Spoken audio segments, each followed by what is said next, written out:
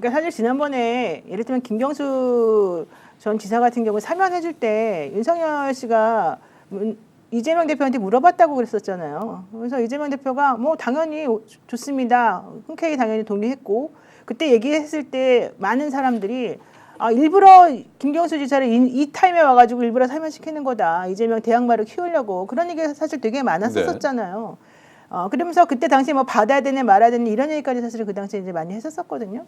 근데 그때 얘기했던 것은 뭐 경쟁이나 뭐 선의의 경쟁이나 이런 거는 뭐 얼마든지 환영이고 좋다 이런 얘기가 당연히 전제를 깔렸었던 건데 만약에 그런 선의를 악용해서 정말로 비열하게 있지도 않은 사실을 가지고 공격해서 그 사람을 끌어내리려는 용도로 이번에 선거에서 이용하려고 한다 그러면 사실은 많은 사람들이 그분을 지지하지 않을 거예요.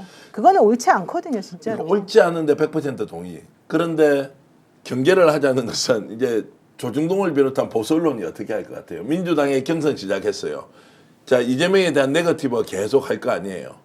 그러면 엄청나게 이것을 부각시킬 텐데 지금까지 나왔던 이야기가 그대로 리바이벌 되면 효과가 별로겠지. 새로운 이야기가 딱 나와가지고 옛날에 무엇인데라고 딱 논쟁을 붙여버리잖아요.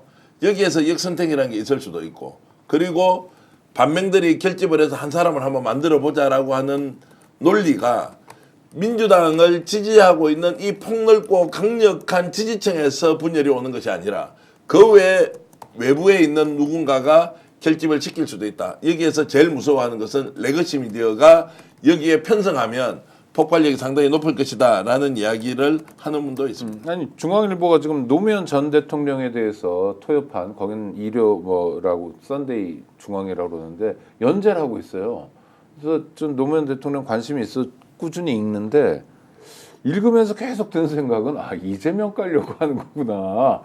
무슨 얘기냐면 돈을 살포해서 뭐 경기를 올린다든지 뭐 이런 얘기 있잖아요. 이재명 표 정책이란 걸 노무현 이름으로 까는. 그러려면 노무현 대통령이 5년 동안 국정을 책임졌으니까 했던 얘기가 되게 많잖아요. 재료가 많으니까 이러더라고요. 이분들은 나름 정교하구나 이런 생각이 듭니다. 그러니까 그 정교함의 뒤에서 그림을 그린 사람이 누구냐고요. 우리가 지금 기획자라고 이야기하는 쪽이 이렇든 저렇든 뭔가 돌파구 또는 탈출구 대충 상황을 좀 더 이렇게 자신에게 유리한 쪽으로 끌어가고 싶어 하는데 이것이 점점으로 볼 때는 독립적으로 아무것도 아닌 것 같지만 이걸 연결해서 선으로 볼 때는 이상한데 이제 이렇게 그림을 그리는 사람이 저는 움직인다고 보죠. 그것과 전혀 다르게 가는 것이 아니다. 그럼 문재인 대통령이 의도적으로 김경수와 사전에 뭐 의논을 하고 이런 것이 아니지만 이런 것까지 충분히 읽어내면서 통합과 화합의 중요성을 강조함으로써 그것이 결국 외부로는 어떻게 되느냐 이재명과 좀 이 대책점에서 뭔가 세력을 규합하는데 효과적으로 쓸 수 있다는 계산할 만한 인물이라고 저는 봅니다. 그러니까 대선이 이게 참 흥미진진한 게 어차피 야당 후보는 이재명이 아닐 수도 있고 또 아니려고 하는 움직임이 활발하게 그게 뭐 얼마나 파장이 있을지 모르지만 이런 측면도 그렇고요. 또 국민의힘이 뭐 여태까지 내란 세력과 절연하지 않으면서도 또 오는 국면도 흥미진진한 것 같은데요. 고사리님 또 보내주셨네요. 감사합니다. 그런데 우리 입장에서는 하여튼 좋은 후보가 당선이 되고 그래서 윤석열 정권을 극복해야 되잖아요. 또 우리 입장에서는 좀 이런 나라를 만들어줘야 된다. 이런 정책 하나는 좀 제대로 했으면 좋겠다. 이런 거 한두 가지씩만 좀 보태주시겠습니까? 제가 지금 민주당 국회의원들 만나면 이제 진짜 집권 전략 또는 집권 이후에 대한민국을 어떤 걸로 이제 어떻게 이제 되는지에 대한 준비를 하고 있나. 생각보다 충분히 준비가 잘 돼 있습니다. 좋은 나라 만들 수 있고 걱정하지 말라고 여러 가지를 이미 실험도 했고 경험도 있고 축적된 지식도 노하우도 있다.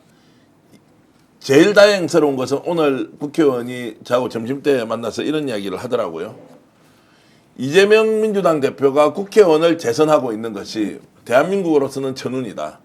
지금까지 국회를 대통령이 어떻게 생각하느냐에 따라서 나라의 명운이 갈렸던 적이 많았다. 최근에. 재선 국회의원에 도지사를 했고 기초단체장을 했던 이것이 행정력뿐만이 아니라 정치력을 엄청나게 키워놨기 때문에 걱정 많이 안 해도 된다. 생각보다 잘할 거다. 그리고 국회의원이 뒷받침을 잘해서 잘 하는 것보다는 이미 훈련되어 있는 역량들이 있기 때문에 걱정 안 해도 된다. 그런데도 지금 집권 이후에 우리가 어떻게 해야 되는지 국회의원마다 각자 생각을 하고 있고 이것은 절대로 윤석열의 재판이 되거나 이전 민주정부와 달라야 한다는 것은 확고하게 생각하고 있다. 이런 말씀을 들으면서 저는 안심을 좀 했습니다. 그러니까 지금 보세요. 그 이재명 대표 같은 경우에 이제 가지고 있는 자산은 그 본인이 그 지방자치단체에 장을 해가지고 어쨌든 그렇죠. 뭐 기초 광역을 다 했으니까. 작든 네. 크든 간에 이 재정적인 부분을 어떻게 움직여야 되는지를 이제 알게 되었다는 거.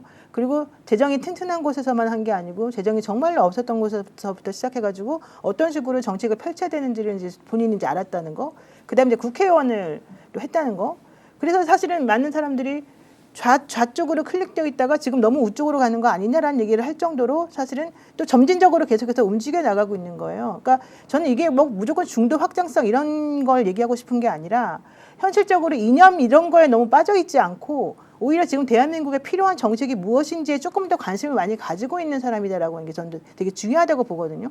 저는 기본적으로 지금 예를 들면 이재명 대표가 지금 예를 들면 이번에 대선 주자로 나온다고 쳐서 뭐 대통령이 됐다고 쳐도 그 다음에 또 하고 뭐 10년 뭐 100년 할 거 아니잖아요. 그러면 결국은 민주당에서도 그런 사람이 또 나와야 되고 다른 당에서도 똑같이 대선 후보감을 키울 수밖에 없어요. 그러니까 지금 뭐 거론되고 있는 수많은 사람들이 오늘은 뭐 이런 식으로 해서 욕을 먹고 있을지언정 다음에 또 대선 후보로 못 나오라는 법이 없는 그렇죠. 것이고 네. 그분들을 또 안 밀어주리라는 법도 없는 거예요. 그러니까 그걸 지금 단정지어서 말할 필요도 전혀 없고 지금 해야 될 것은 이런 상황에서 저 사람이 가지고 있는 약점 아닌 약점이라고 하는 것 상대방이 만들어 놓은 덫에 빠져 있는 이 사람을 지금 공격하는 저열함을 보이느냐 안 보이느냐.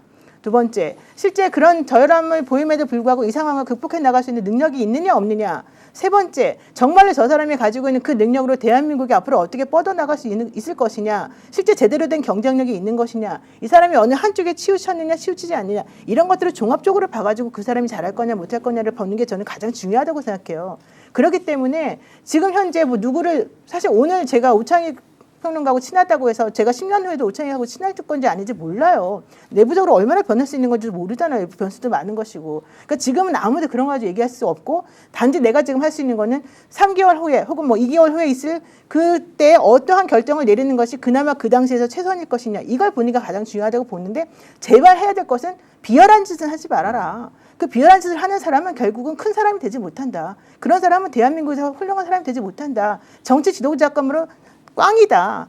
이제 이런 생각 가지는 것이고 그거 플러스 실제적으로 대한민국의 경제를 좀 살릴 수 있는 능력이 있는 사람이면 좋겠다. 이 정도 수준이지 우리가 뭐 얼마나 많이 알아가지고 지금 얘기하는 게 다 100% 맞는 거겠어요. 그러니까 너무 극단적으로 생각할 필요도 없고 또 상대방이 만들어오는 그 덫이나 함정에 계속 빠져가지고 허우적거릴 필요도 없고 제일 중요한 건 냉철하게 지금 상황을 분석하고 보는 것이 가장 중요하다. 그러려면 내부적으로 자기네끼리 저 사람이 만들어오는 그 덫을 우리가 이용해가지고 이 사람을 올가매는데 쓰지 말자. 이 정도만 지금 저는 말할 수 있을 거라고 좀 봐요. 알겠습니다. 두 분이 말씀해 주시는 굉장히 중요한 열쇠말이 능력이네요. 능력. 그러니까 대한민국을 어디로 끌고 갈 건지 국민들을 어떻게 모실 건지 특히 한마디 붙인다면 검증된 능력이 그럼요. 가장 중요한 거고 나머지는 전부 다 비본질이다. 네. 네.